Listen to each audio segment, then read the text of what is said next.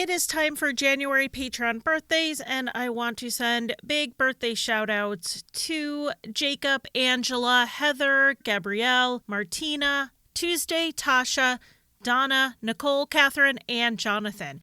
Thank you so much for your support over on Patreon, and I hope you have a wonderful wintry, or I guess summery if you're on the other side of the world, birthday season. Happy birthday.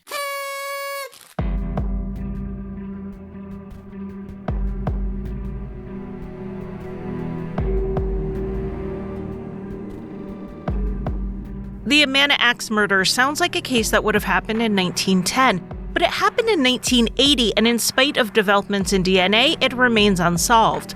But two similar cases point to a single suspect with an odd signature. I'm Charlie, and welcome to Crime Lines.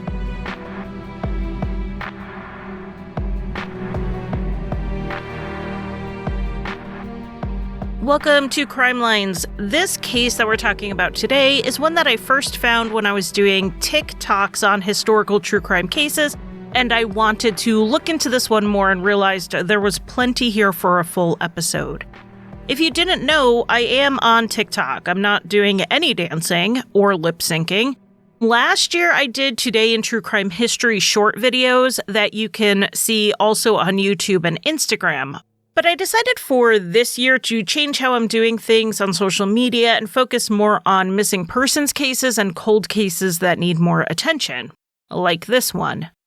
It has gotten more attention in recent years. The show DNA of a Murder did an episode on this, as well as the podcast Scene of the Crime, which devoted an entire season to this case. Scene of the Crime is a deep dive multi-parter series, so I'll leave the link in the show notes.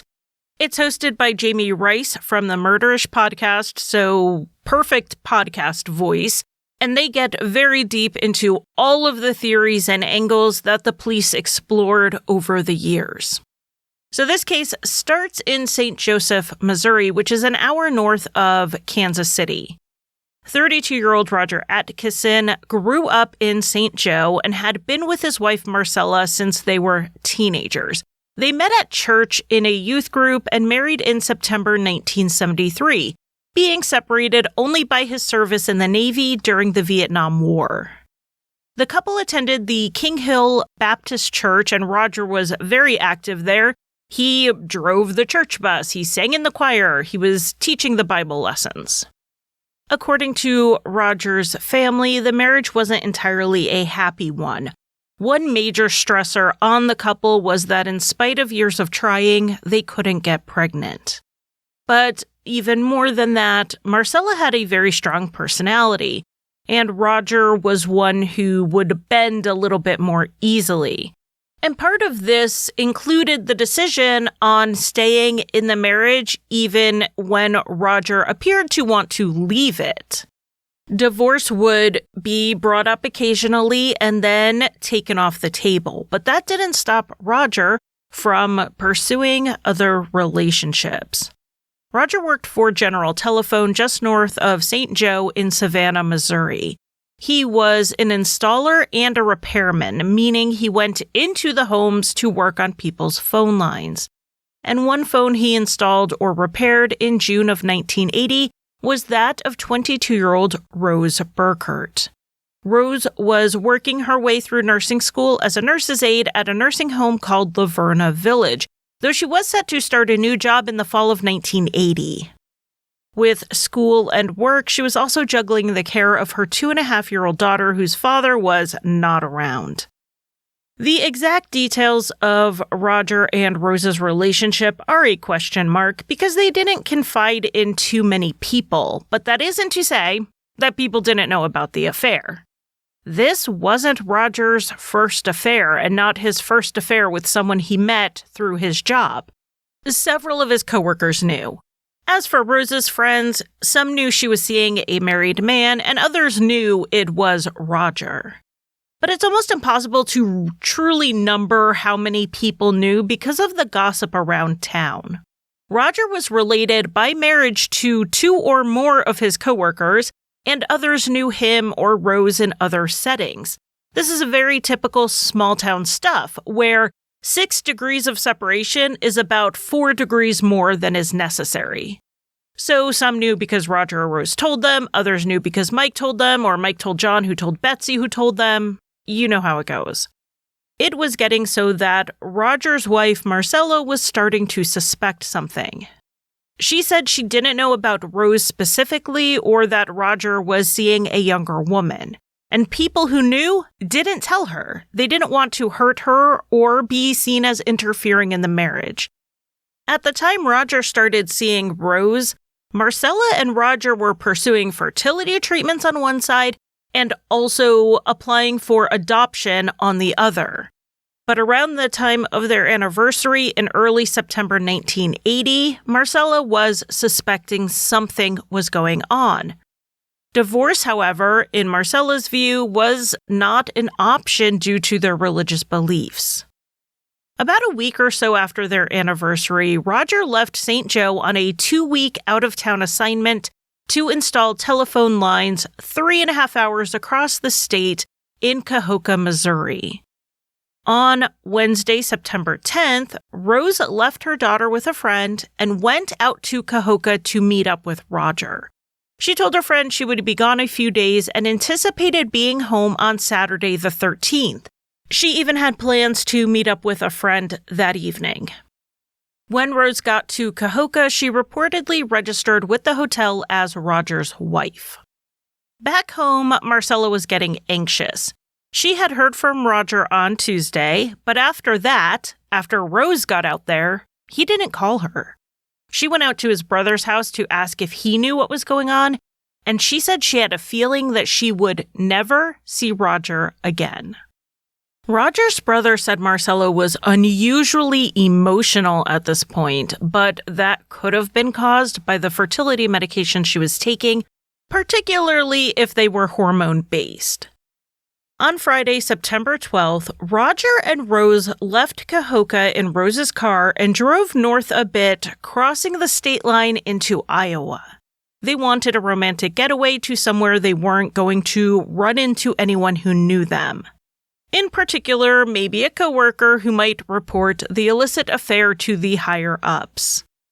After driving for about an hour and a half, 2 hours, they pulled off at a Holiday Inn near the I-80 Amana interchange, which is just outside Williamsburg, Iowa. They did not have a reservation at the hotel. A friend of Rose's actually thought they were planning to go to Des Moines for the weekend, but Roger's boss had recommended the Amana area. When they arrived around 7:40, they learned that the hotel was fully booked due to a convention of funeral directors that had filled up the rooms. But they lucked out because one room had canceled, room 208.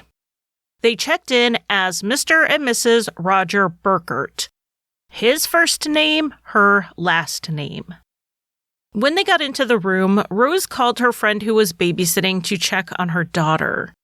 They weren't in, so she left a message with the person who answered the phone to have them call her back, and she left the hotel phone number. Around 8:30, the friend's husband called the hotel asking to be connected to Rose's room, but Rose and Roger didn't answer the phone. There was a third incoming call to the hotel to their room that night, and it's been reported that it was a male caller. But the name of the caller is either unknown or it just hasn't been released. Likely around 9 p.m., Roger and Rose were asked to move their car. Since the hotel was full when they arrived, there were no parking spots except for the accessible ones. Since they didn't have a tag allowing them to park there, Rose was told she had to find another parking spot. The problem was that there were no other spots, so she pulled into a no parking zone near the entrance closest to their room. This is the last confirmed movement that night. The next day, on Saturday, September 13th, the housekeeping team went through the hall and passed over room 208 since it had a do not disturb sign on the door. Around noon, which was checkout time, a housekeeper knocked on the door several times without getting an answer. So she used her passkey to get in so she could tidy up the room since she assumed the occupants had checked out and just forgot to remove the sign. When she stepped in, though, she saw luggage on the floor and thought they must not have checked out yet, so she backed out of the room, shutting the door behind her. By 1:15, they really did need to get in to clean that room to get it ready for the next guests. So a housekeeper went into the dark room and tried to turn on the overhead light, but it didn't work. So she went over to the desk lamp. That's when she saw what would have looked like two people sleeping in bed, if not for the blood all around. The housekeeper left the room to get help, and after the manager confirmed what she had seen, he called the police. When the authorities arrived, they confirmed that 32-year-old Roger Atkison and 22-year-old Rose Burkert were dead, having been apparently bludgeoned to death with a sharp instrument.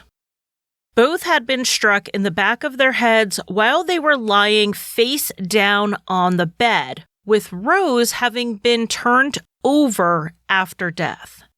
They were both partially under the covers, but Rose had been covered up more than Roger. Rose was also fully dressed, minus shoes and socks, whereas Roger was just in his undershorts. The autopsies would show that the weapon used to kill the couple was a bladed instrument with some weight behind it, like a hatchet or a machete. In spite of some of the reporting that calls this an axe murder, the intensity of the blows didn't support the weapon being something quite as heavy as an axe. Roger had 7 wounds and Rose had 12. Rose was the lesser threat to the killer, so you have to ask, why was she hit more? Often that indicates that person was the target of the rage. So, like I said earlier, this case was looked into on the show DNA of a Murder, and the investigators on that show, who are Paul Holes and Yolanda McCleary, they believe that the evidence showed that it wasn't necessarily because she was targeted. It was because the killer was physically closer to Roger, so he may have had to hit Rose more times since he was reaching over Roger and he didn't have the same leverage. A few of Roger's fingers had been cut and one was severed, so he had, during the attack, reached back to block the blows and protect his head. No bindings were found, and there were no signs of bindings on their bodies, like bruising at the wrists or the ankles. It looks like they laid down in the bed while the killer was in the room, so why would they have voluntarily done that? It's possible it was someone they knew who yelled at them to lie down and they didn't feel that they were in serious danger. But it's also possible it was a robber who told them to lie face down and they wouldn't get hurt. So they complied, thinking it might save their lives. There was plenty of evidence that the killer did rummage through their things, and some cash may have been taken. Rose's wallet was found on the bed and her purse was on the floor. Now, Roger's wallet, though, was the item the most interfered with. So let me set the scene a little bit to explain this rummaging. In the room were 3 chairs. It appears like they were 2 dining armchairs and 1 desk chair. 2 of the chairs had been pulled away from the table and up to the bed on the side where Roger was found. It looked almost as though people had sat there, possibly talking to Roger and Rose, who were in the bed. On the floor near the chairs were items from Roger's wallet scattered around, including a photo of his niece that had been torn up. Based on the blood evidence, it looked like the wallet was rifled through prior to the murders. So I can picture Roger and Rose in the bed as this person was methodically going through Roger's wallet, hoping this person would eventually leave. The question was this a person they knew? Like I said, some money was taken, but it's hard to believe that there would be this much overkill for a petty robbery. There were no signs of forced entry, which then makes you think they knew their killer, but let's be honest, it's not hard to get someone to open a door at a hotel. Knock and claim to be maintenance or housekeeping or room service, and most people will open the door. There is another theory that maybe when Rose went down to move her car, someone grabbed her in the parking lot and forced her up into the room. That might explain why she was fully dressed, whereas Roger was just in his underwear. But there really isn't evidence one way or the other on this. The hotel manager said that they never would give a key to just anyone who showed up to ask for it, and no one at the front desk remembered anyone coming by to get a key to that room after Rose and Roger had checked in.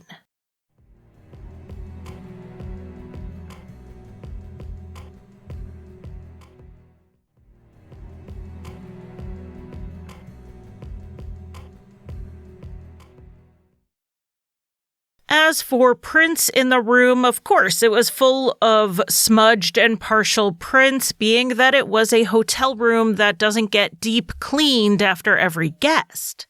But there was a partial print found on a pretty significant item, Rose's checkbook, but it has not been matched to anyone in spite of significant efforts. So those are the main things found in the sleeping area. So now let's get to the bathroom. There was a towel on the floor and another on the sink. Also on the sink was a bloodstain where the police believed the killer washed up.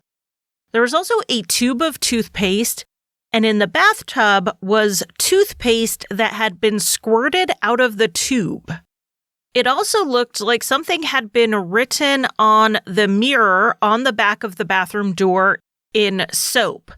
And the only thing visible and legible was the word "this." But some reports indicate that it looked like more of a message was wiped away. A search of the hotel and the dumpsters did not yield additional evidence and didn't yield the murder weapon. But it's important to note that there is something interesting about this hotel. It was themed. The Amana area is home to the Amana colonies. They were communal villages settled in the 1800s by German immigrants seeking religious freedom. Some people think they're like the Amish, but that's only in that they're from Germany and sought religious freedom in the U.S. They have little else in common.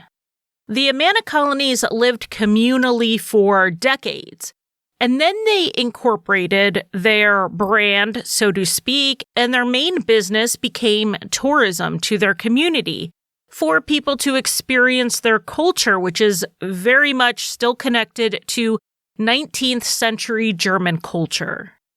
Old world craftsmanship is something they're known for, so this hotel, to support the immersive experience for vacation goers, was decorated somewhat like a barn and had farming tools around. So the police looked at some of the decor items that were bladed to see if one could be the murder weapon. The hotel didn't notice any that were missing, and it's not like they had hatchets laying loose on the ground. These tools were generally mounted, so it would be obvious if it was gone or if someone had taken it and then tried to put it back. So it looks more likely the killer brought the weapon with them and then took it when they left. A search for witnesses yielded little, surprisingly, since it was such a crowded hotel. Around 400 people, including guests and employees, were questioned. Because the room was at the end of the hall, it only shared a wall with one other room, and the occupants of that room hadn't heard anything. There was a rumor going around that Rose went to the hotel bar and maybe she even had words with the bartender there, but it's not clear where this came from as the bartender denied it happened. Early on in the investigation, everyone, and I'm talking investigators, family members, friends in St. Joe, people who heard about the case, everyone, was split on theories in the case. Some thought it was a random act of violence. Others lean towards Rose being the primary target, and others, Roger. Eventually, it seemed that everyone began to believe that this was someone known to one or both of them. Investigators even said that this was a Missouri case that just so happened to occur in Iowa. So let's walk down that angle first, and then we'll get into the random killer theory at the end. If this was someone known to Roger or Rose or both, who knew they were planning on leaving town and who knew where they were headed? There were some coworkers of Roger's who knew Rose was staying out with him and knew they were going away for the weekend. His boss even knew Amana was the likely destination. Rose's babysitter knew the exact location, being that Rose called with the hotel number. But she wouldn't have any reason to drive 4 hours from St. Joe to Williamsburg to kill the couple. If anyone on Roger's side had a motive, it would likely be Roger's wife or her family, so they were looked into extensively. Marcella said she didn't even know where Roger was and thought he was at the job site that weekend. She was cleared of direct involvement pretty early on because she had an alibi. She was babysitting all weekend, and it would have been nearly impossible for her to leave the kids alone for the 8-hour round trip, plus the time it took to murder the couple. She was seen the next morning before 9 a.m., and it's really hard to imagine she would have had the time to do that, even if she left the kids home alone sleeping. Marcella's dad, Floyd, on the other hand, may have been able to do it, with or without Marcella's knowledge. Marcella herself has said she could not entirely rule out her father, as he did have a temper and a history of domestic violence. In fact, one of his girlfriends said he made a comment about what had happened to Roger when he was threatening her one time. And another time, after an arrest, he allegedly cried and made vague statements indicating that he might know something about the murders. Marcella even told the DNA of a Murder TV show that her father acted oddly when they went to see Roger's body. He told her not to cry as she looked at the body of her dead husband, who was found in a hotel room with another woman. Why didn't he want her to cry? It crossed her mind that maybe he didn't want her to cry because it would make him feel bad for what he had done. So did Floyd somehow drive out to Cahokia and then follow the couple up to Iowa undetected? Or did he have some reason to know where they had stopped for the night? Some people, namely members of Roger's family, didn't think Marcella's father or any other family member would have done something without her knowledge, unless it was someone she was estranged from, like her uncle Charles Hatcher. Charles Hatcher was Floyd's brother, and he was also a serial killer. He claimed to have killed 16 people, which is entirely believable, but he has been definitively linked to at least 5. He had been in a Nebraska psychiatric hospital in 1980, but he escaped. Though the official record said he escaped 4 days after the murders, apparently there are reasons people believe he had actually run off a few days before. About a month after he escaped, he was arrested in Lincoln, Nebraska under an alias. And then a few months later, he was again arrested, but this time in Des Moines, Iowa. So we know he was in this Nebraska, Iowa, Missouri area at the time of the murders. Hatcher was caught again under his real name in August of 1982, when a staff member at a mental hospital in St. Joe, Missouri, realized he matched a description the police had put out. 2 years later, he took his own life in prison. Hatcher's crimes were almost always sexually motivated, whereas there were not signs Rose or Roger had been assaulted or raped. His victims were also usually children. So while he wouldn't have targeted the couple necessarily for his own purposes, clearly he was okay with killing people. Now the question is, though, how would he have known where Roger was, or that he was having an affair, unless maybe his brother Floyd had told him? But we don't know how Floyd knew where Roger was. So we are getting a few too many steps of speculation away from our evidence. Let's look at a different angle. And this was the angle the police looked into almost to the point of tunnel vision. Prior to dating Roger, Rose broke up with a boyfriend named Danny. This was the complete opposite of an amicable split. Danny wanted to marry Rose and even bought her a ring, but she didn't like how he treated her daughter. She was afraid of his temper, and she was very upset that he was using drugs. So Rose kicked him out, and he responded to this by allegedly stalking her. Notes would be left on her car, she got harassing phone calls, she changed her locks, but Danny got into the house anyway. Another time she came home and it looked like her house had been broken into. She believed Danny was behind all of this, especially after she caught him and his friend parked down the street from her house. Then one day, Rose went outside and saw that her dog had died at the end of its lead. Though this could have been an accident, as that sometimes happens when dogs are tethered, Rose apparently thought Danny was behind that too. So Rose went to the police to make a report saying that she was being harassed by Danny, and she felt threatened enough to say that if anything happened to her, Danny was responsible. And then weeks later, she was murdered. The thing is, Danny had a pretty good alibi. He worked the overnight shift 11 p.m. to 7 a.m. And his job was such that if he wasn't there, it would have been noticed since they needed him on the shift. I have to acknowledge that the bodies were not found until 1 p.m. So it's possible he could have hauled it up there after work, but how would he have known where she was staying? The Scene of the Crime podcast noted that Rose left her daughter with a friend who didn't usually babysit. It was so unusual that it took a while for everyone to figure out where her daughter was after they learned Rose was dead. The police even searched Rose's trunk, worried the toddler may be in there. It can be speculated that Rose may have purposely left her daughter with this friend, since Danny wouldn't know where she was and couldn't do something to her to get back at Rose.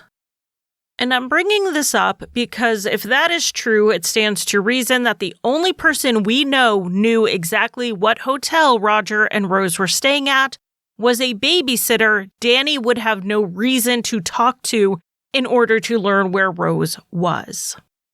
It does strike me that if these murders had happened in Missouri, they may have built a circumstantial case against Danny due to his behavior leading up to the murders. But because of his work schedule and the distance to the murder site, it didn't fit. I mean, we're coming back to the same question that keeps popping into my head every time we look at someone known to Roger or Rose. Who knew they were there?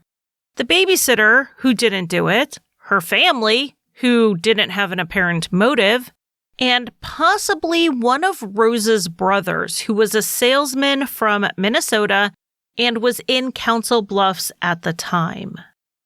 Someone came forward years later saying that this brother told him he was going to go see his sister Rose the night of the murder, and he returned back very upset. This brother ended up adopting and raising Rose's daughter, so the theory would be that as her godfather and the person Rose designated to take her daughter if anything happened to her, he killed Rose in order to get custody. Now, one issue with this is that though he may not have 100% loved the idea of his sister having a baby young and prior to marriage, he and Rose were very close and he tried to support her every way he could. Maybe it was sometimes overbearing, but it seemed to come from a place of love. They did not have the greatest childhood, and he stepped in as more of a father than a big brother. The other issue is, again, the distance. Council Bluffs to the hotel and back is a 6-hour round trip. It seems unlikely that he would have made it there, committed the murders, cleaned up, got away, went back to Council Bluffs, and no one knew he was gone for several hours. This is far from an exhaustive list of everyone in Roger and Rose's life who the police looked into. Notably, they looked into a brother-in-law of Roger's who was also a co-worker of his who also didn't seem to tell the same exact story every time he was interviewed. One time he'd remember hearing something, the next time he would say he never heard that, one time he was in one place, another time he was in another place. His alibi for the night was he was home with his wife sleeping. There is another explanation for his changing stories, and that was the fact that he was also trying to cover up his own affair, so it's a little hard to separate that from the motive to lie to cover up being a murderer. If you want a deep dive into all of the people who came on police radar in the investigation and a deeper look into this brother-in-law whose name was Mike, go listen to the Scene of the Crime podcast because they get into all of it. We are going to move on, though, and explore the possibility that this was a random crime. So let's go ahead and start with the bartender, Ron, who some reports say Rose may have had an argument with. Ron was a fairly new hire at the hotel, getting the job through his girlfriend who also worked there. He worked the night of the murder, and he was on the premises at the time because, well, he was living in his truck, which he parked in the back of the parking lot. It has been reported that the day after the murder, Ron abruptly left the area, leaving his paycheck behind. My first thought reading this was that maybe he was another victim. Maybe the killer had killed him and stolen his truck to get away. But Ron was alive and well, and this account wasn't even true. As reported by the Scene of the Crime podcast, Ron actually didn't leave the area until a month later. His relationship was on the rocks and he had no stable living environment, so he decided to make a big change and start over. He enlisted in the Army. He had spoken to the police before he left town. He was one of the many staff members who did a basic interview the weekend the bodies were found. 3 years after the murders in 1983, Ron was interviewed again. One reason he came back on the radar was that as the case was being looked at over the years, it was learned he had proximity to another Iowa murder. He worked at a Cedar Rapids mall in December of 1979 when Michelle Martinko was found dead in her car in the parking lot. That is a case I'm covering in an upcoming episode, so I'm not going to get too deep into it, except to say that the killer was not Ron, but they didn't know that at the time. A friend of Ron's had indicated to the police that Ron acted strangely after Michelle's murder and soon left Cedar Rapids. Ron wouldn't completely drop off the person of interest list for years, even though there was really nothing linking him to the crime, or at least nothing that didn't also apply to all of the hotel guests and the overnight staff. So now let's look at what if the killer wasn't connected to Rose or Roger or the hotel? What if this was the most random of all crimes? Now, the position of the room did make it a logical choice if this was randomly targeted. It was at the end of the hall, sharing a wall with only one other room, which would minimize witnesses, and it would be easy to escape unnoticed by going out the side door. It was also the farthest from the lobby. Perhaps the killer followed some guests inside that side door, maybe even Rose after she had moved her car, and he didn't even need to worry about a key. Hotel robberies and break-ins are not unheard of, and there were actually 2 other similar cases at hotels that could possibly be connected to this one. The first one occurred in 1970 in Meridian, Mississippi. 23-year-old Jack McDonald had moved from Florida to Birmingham, Alabama, where he took a job that dealt with foreign car parts somehow. The company sent Jack on a business trip to Meridian. Jack stayed at the Travel Inn Motel. On Monday, October 26, 1970, he was seen having dinner with a man who had an accent described as an Irish or Scottish brogue. They were seen together until around 10:30 p.m. The next day, the housekeeper found Jack's body in his hotel room. His body was across the bed with his legs hanging off, almost in a kneeling position. His wallet was missing, but, important here, a tube of toothpaste had been squeezed out into the toilet, and Jack had been killed with a hatchet-like weapon. But that was nearly 800 miles away and 10 years before Rose and Roger's murders. Even with the similarities, particularly that toothpaste detail, it wasn't immediately connected. So let's talk about another case, closer in both time and proximity. 2.5 months before the Amana murders, another traveling salesman was killed in a hotel, and just 131 miles from the Holiday Inn. William Kyle checked into a Sheraton Inn in Galesburg, Illinois that was just off the interstate, just like the Holiday Inn that Roger and Rose were at. He was found dead in his room the day before his 26th birthday. William was found face down in the bed with the lower half of his body hanging off, pretty much identical to how Jack McDonald had been found 10 years earlier. He too had been killed by a hatchet-like weapon. But that's not the end of the similarities. On the floor, in front of a chair in the hotel room, were the contents of his wallet strewn about, just like with Roger Atkison. Near the body was a tube of toothpaste that had been squeezed out. So we have 3 crime scenes of hatchet murders where the killer squeezed out toothpaste. The early reporting of the case said that there were homosexual overtones at the Galesburg crime scene that were not seen at the Amana scene, but they didn't get any more specific about what that meant. And I'm not entirely sure what it could have meant, specifically in the 1980s when it was reported. To me, the key similarity is the squeezed out toothpaste, because that's not something you commonly see at any crime scene, let alone 3 similar murder scenes, all at hotels. There was no person these people had in common who could have targeted all 4. As statistically unlikely as it is for people to be killed in hotel rooms by someone they don't know, that looks like a solid possibility here. And there is actually a person of interest under this theory, and that is a man named Raimundo Esparza. Esparza was in and out of prison for most of his life. He was a drifter who lived in Davenport, Illinois, which is an hour north of Galesburg, where the murder of William Kyle occurred. But we do know he was much closer to the hotel the night of the murder. On the last night William was seen alive, Esparza was caught lurking around the rail yards, and security called the police.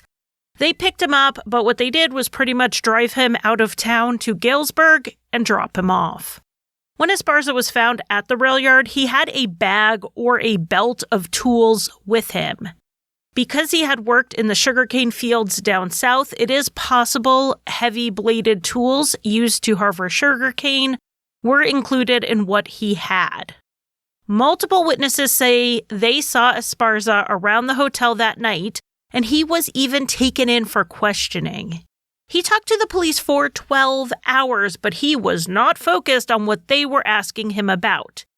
He spent more time talking about his life story, including his abusive childhood. The investigators would then drag him back on topic about the murder, and they'd feel like he was heading towards a confession, but then his train of thought would derail and he'd start talking about something else. Though they believed they had a circumstantial case against Esparza for the murder of William Kyle, there just wasn't enough for an arrest. But that wasn't for a lack of trying. There was something about the scene that nagged at the police.